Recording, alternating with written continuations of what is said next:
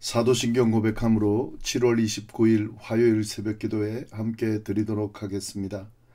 전능하사 천지를 만드신 하나님 아버지를 내가 믿사오며 그 외아들 우리 주 예수 그리스도를 믿사오니 이는 성령으로 잉태하사 동정녀 마리아에게 나시고 본디오 빌라도에게 고난을 받으사 십자가에 못 박혀 죽으시고 장사한 지 사흘 만에 죽은 자 가운데서 다시 살아나시며 하늘에 오르사 전능하신 하나님 우편에 앉아 계시다가 저리로서 산자와 죽은 자를 심판하러 오시리라.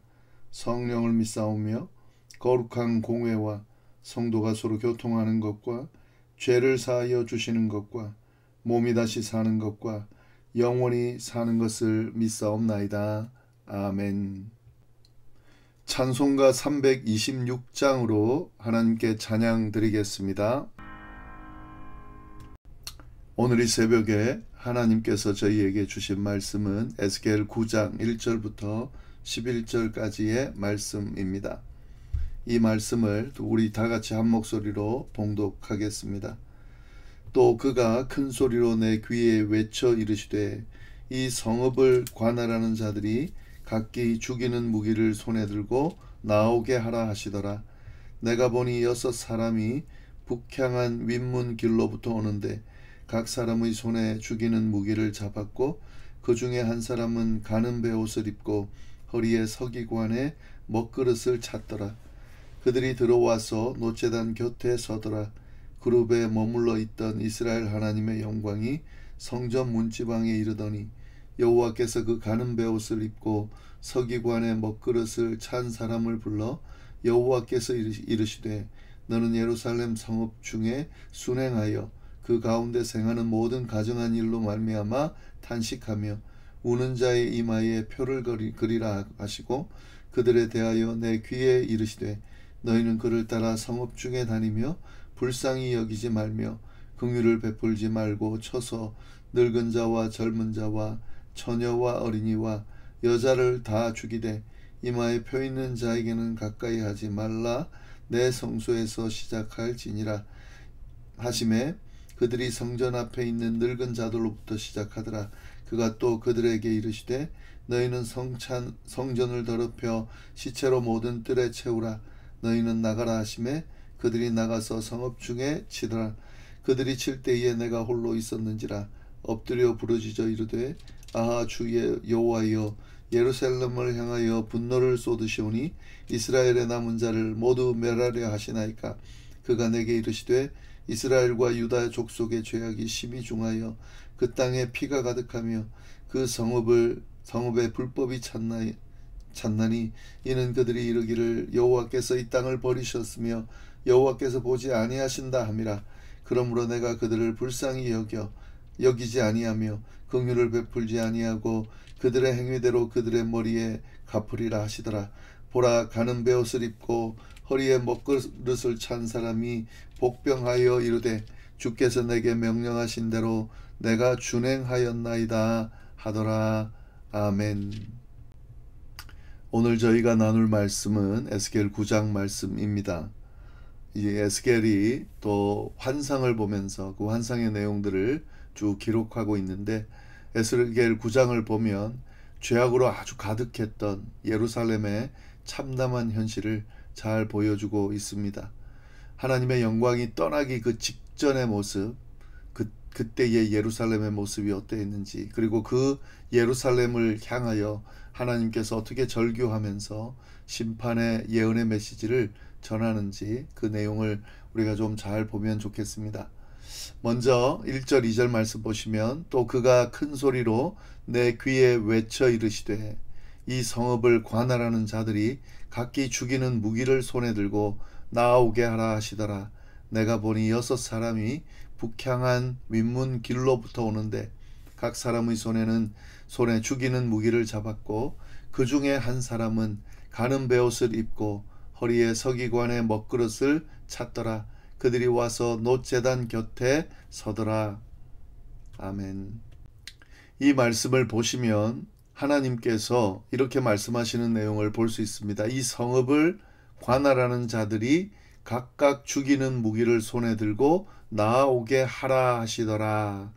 예, 이게 이제 심판의 말씀인데요. 하나님께서 보내는 사람이 있다는 거죠.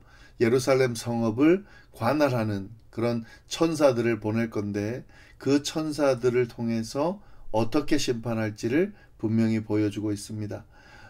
하나님께서 뭐라고 그랬습니까? 각각 이 성읍을 관할하는 자들 각각 죽이는 무기를 손에 들고 나오게 하라. 예, 그러니까 사람을 죽이는 무기를 들고 그렇게 나오게 하라라고 명령하신다는 거죠. 이것은 뭐냐면 이 6명의 심판 집행자들을 통해서 하나님께서 예루살렘을 심판할 것이다 라고 하는 말씀을 지금 하고 있는 겁니다. 그러니까 더 이상 하나님의 노가 예루살렘이 너무 타락해 놓으니까 이제 하나님이 더 이상 참으실 수가 없어서 그 예루살렘에 있는 모든 자들을 죽이기 위해서 이 6명의 심판 집행자들을 보내서 죽이는 무기로 그들을 죽이게 하겠다라는 예언의 말씀입니다.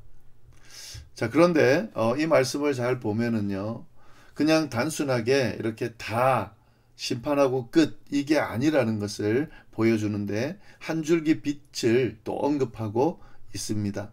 2절 하반절을 포함해서 3절 4절 말씀을 보시면은요, 그룹에 머물러 있던 이스라엘 하나님의 영광이 성전 문지방에 이르더니 여호와께서 그 가는 베옷을 입고 서기관의 먹그릇을 찬 사람을 불러 여호와께서 이르시되 너는 예루살렘 성읍 중에 순행하여 그 가운데서 행하는 모든 가증한 일로 말미암아 탄식하며 우는 자의 이마에 표를 그리라 하시고.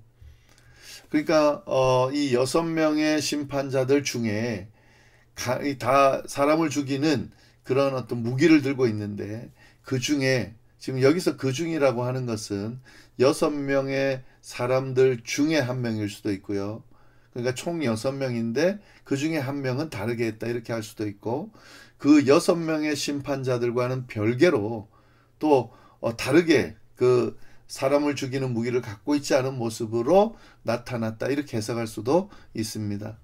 어찌됐든 그 한 명은 구별되어 있는 거죠. 나머지는 지금 사람을 죽이는 무기로 심판자의 모습으로 서는데 한 명은 다른 역할을 한다는 거죠. 그는 어떤 모습이냐면 가는 베옷을 입고 서기관의 먹그릇을 차고 있더라는 거죠.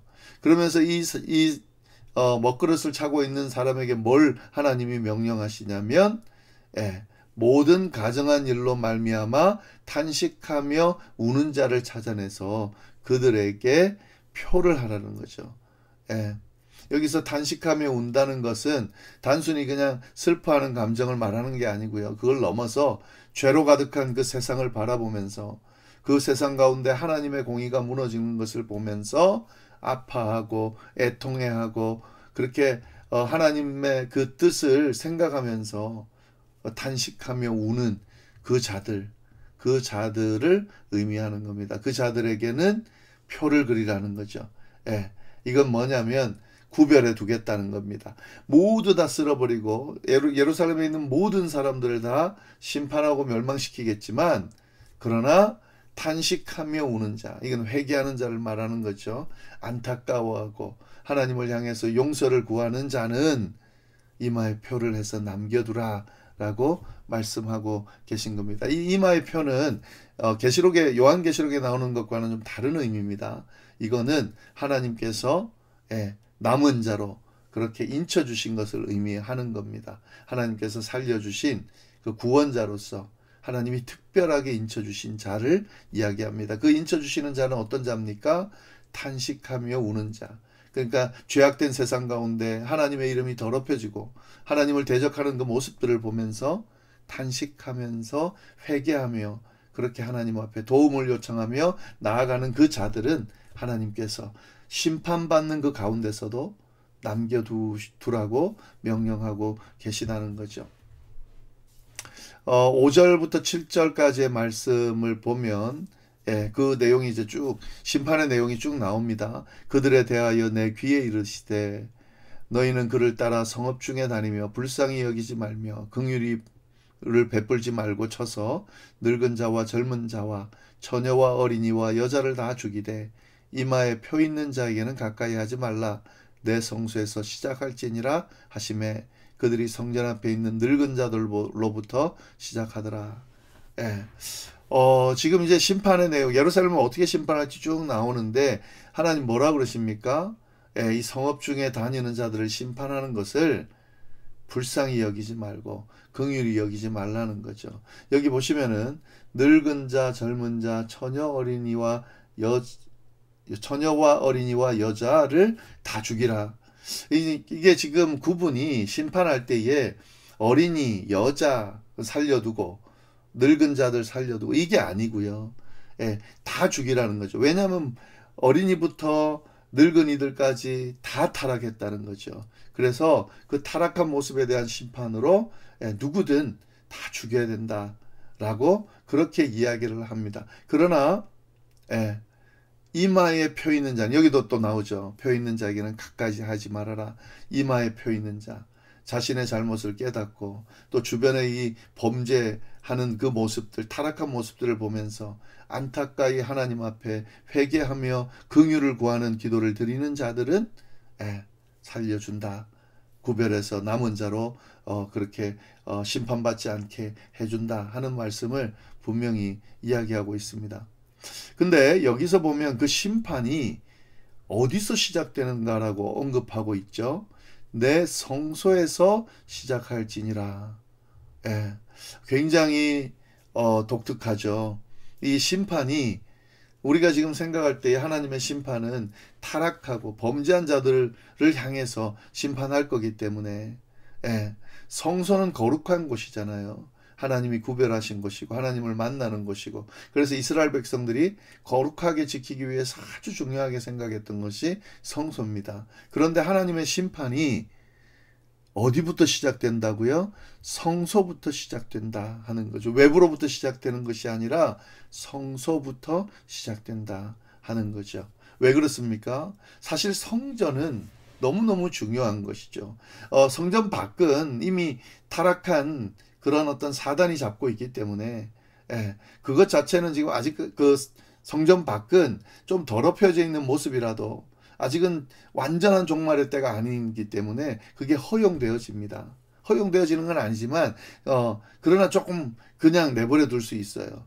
그런데 성전은 어떤 곳입니까? 그곳은 성전 밖처럼 하면 안 되는 곳이죠. 하나님의 임재와 영광이 있어야만 하는 것이죠. 성전의 의미가 그 의미입니다. 그런데 그 성전에서 온갖 우상 숭배와 가증한 일들로 그 성전을 더럽히고 있다는 거죠. 결국 성전을 더럽힌다는 건 뭐죠?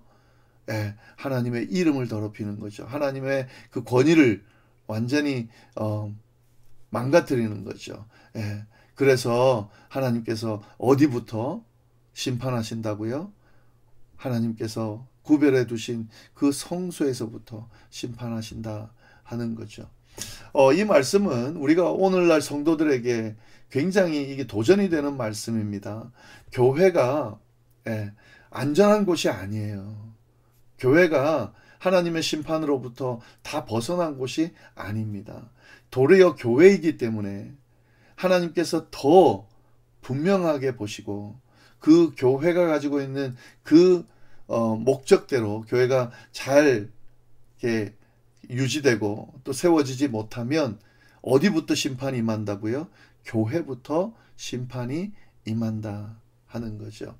그래서 이 교회라고 하는 것을 또 우리 성도들의 모습을 자꾸 돌아보면서 우리의 모습을 하나님 앞에 투영시키고 잘못한 것이 있다면 아까 남은 자처럼 회개하고 애통해야 하면서 하나님 앞에 용서를 구하면서 빨리 나갈 수 있어야 됩니다. 우리에게 믿는 자들에게 또 교회에게 직분자들에게 더 책임을 물으시고 더 어떤 잘못된 것에 대해서 가차없이 심판하신다는 것을 분명하게 이야기하고 있습니다. 그럼에도 불구하고 남은 자가 있다는 건 항상 염두에 두셔야 되죠. 8절 보시면은 이렇게 합니다. 이런 내용이 나옵니다. 에스겔이 그들이 칠 때에 내가 홀로 있었는지라 엎드려 부르짖어 이르되 아하 주 여호와여 예루살렘을 향하여 분노를 쏟으시오니 이스라엘의 남은 자를 모두 멸하려 하시나이까. 네, 이게 이제 에스겔 선지자가 그 하나님의 말씀을 전하다 보니 결국 자기가 속해 있는 자기 백성, 그 백성이 지금 하나님의 심판으로 다 죽게 생겼거든요. 그러니까 얼마나 안타깝겠어요. 그래서 하나님의 말씀을 전하다가 에스겔이 어떻게 합니까? 예, 하나님 앞에 간구하는 기도를 드리죠. 뭐라고 드립니까? 주여, 예루살렘을 향하여 어떻게 분노를 쏟으십니까? 그 예루살렘 안에는 남은 자, 예, 그 예루살렘 안에는 그래도 살려둘 만한 자가 있습니다. 그들까지 다 멸하려 하십니까? 라고 그렇게 하나님 앞에 좀 돌이켜 주시기를 그렇게 간구하고 있습니다. 근데 하나님이 뭐라고 분명하게 이야기하십니까? 9절 10절 말씀이죠. 그가 내게 이르시되 이스라엘과 유다 족속의 죄악이 심히 중하여 그 땅에 피가 가득하며 그 성읍에 불법이 찼나니 이는 그들이 이르기를 여호와께서 이 땅을 버리셨으며 여호와께서 보지 아니하신다 함이라. 그러므로 내가 그들을 불쌍히 여기지 아니하며 긍휼을 베풀지 아니하고 그들의 행위대로 그들의 머리에 갚으리라 하시더라. 그러니까 이스라엘 죄악을 다시 한번 상기시키면서 에스겔의 그 간구를 들어줄 수 없음을, 하나님께서 심판하려는 그 심판의 의도가 정당하다는 것을 분명하게 다시 알려주고 있습니다. 그러나 그럼에도 불구하고 또 남은 자에 대해서 언급을 하죠. 11절을 보면 표를 받은 자들은 살아남을 수 있음을 보여주고 있습니다. 보라, 가는 베옷을 입고 허리에 먹그릇을 찬 사람이 복명하여 이르되 주께서 내게 명령하신 대로 내가 준행하였나이다 하더라. 이건 뭐죠? 이마에 표를 그리라는 것을, 그 애통하는 자들, 그런 가증한 일을 보면서 애통해하고 긍휼을 구하는 그 기도를 드린 자들은 이마를 표하라고 했는데 그 일을 마치고 왔다는 거죠. 그 자들은 어떻게 한다는 거죠? 하나님께서 구원하신다. 하나님께서 그 심판에서 남겨두신다 하는 거죠.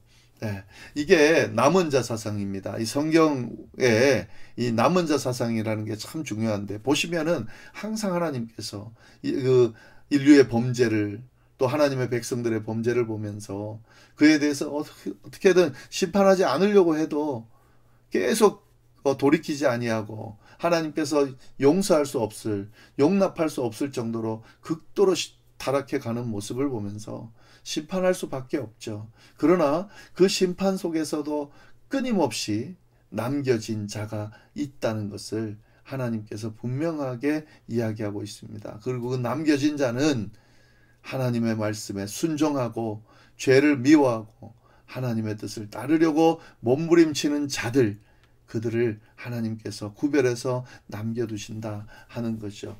오늘날 우리에게도 마찬가지입니다. 세상이 아무리 죄악으로 가득하고 믿는 자들이 흔들리는 시대고, 하나님께서 계신가 하는 그런 이야기들을 할 수 있는 그런 시대를 살아가고 있지만, 하나님께서, 그리고 이런 극도로 타락한 이 시대가 종말로 향하고 있지만, 그래서 하나님 분명히 심판하시겠지만 이 가운데서도 하나님의 이름을 부르며 애통해하는 자들을 기억하시고 구분하셔서 구원하신다 하는 거죠. 이것이 에스겔 전체에서 계속 말씀하시는 거고 오늘 9장을 통해서 이야기하는 겁니다. 엄중한 경고 속에서 위로의 말씀, 희망의 말씀을 주신다 하는 거죠.